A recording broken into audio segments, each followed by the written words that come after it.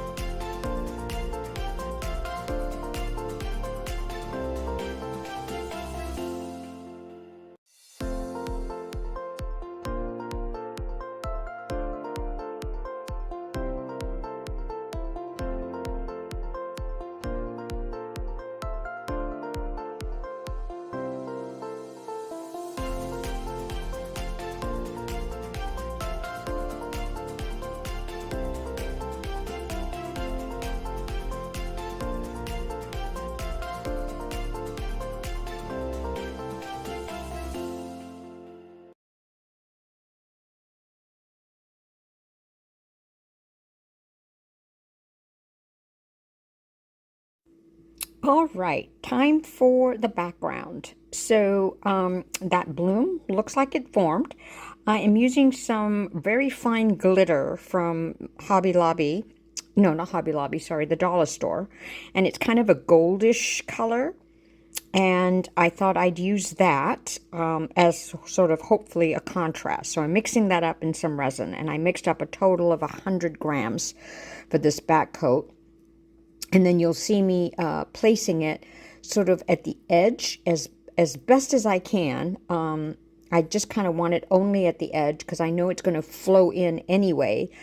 So I'm doing that. And then the other color I used, I thought it was going to be super bronze, but it ended up being super copper, which I think turned out really well in this combo. So after I line the edge of this tulip, I think it's called tulip edge mold. Unfortunately, I can't find the Pouring Your Heart Out at eBay anymore because it's not shipping to the US temporarily. So anyway, no, it's Lotus. Lotus, okay. And then the super copper I added to the mixture. Now this amount, I think I did just 15 grams worth. I didn't want too wide of a strip. Gosh, I'm so curious as to what underneath that looks like for my 3D bloom. Now I'm going back in to fill in because I noticed that some of the glitter mix did not go to the edge of the mold, and I might as well finish the whole cup. It's amazing. Sometimes I think 15 grams won't be enough, but then it ends up being enough. So it's truly wild. There's another little spot that I'm trying to fill in. I don't know if it really matters because I am going to, be putting that super copper over it. So it was so interesting to see how the super copper and this sort of gold mixture, glitter mix worked. So super copper into the cup, and then I mixed it up. Look at that color. It's so luscious. I hardly ever use super copper. I'm going to start using it more. It's just gorgeous.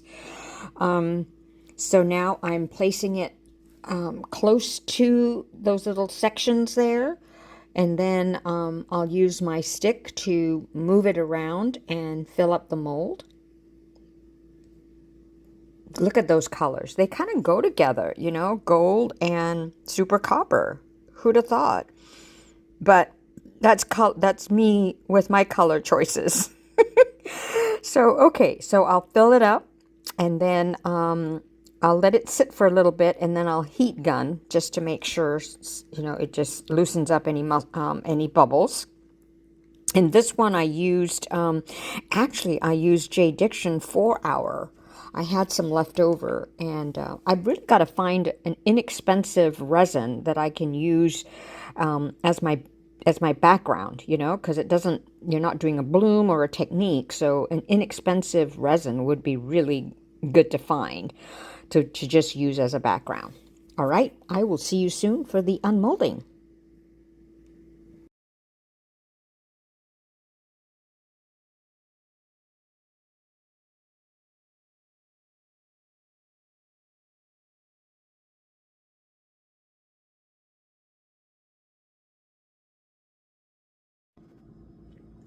All right, that's sure pretty.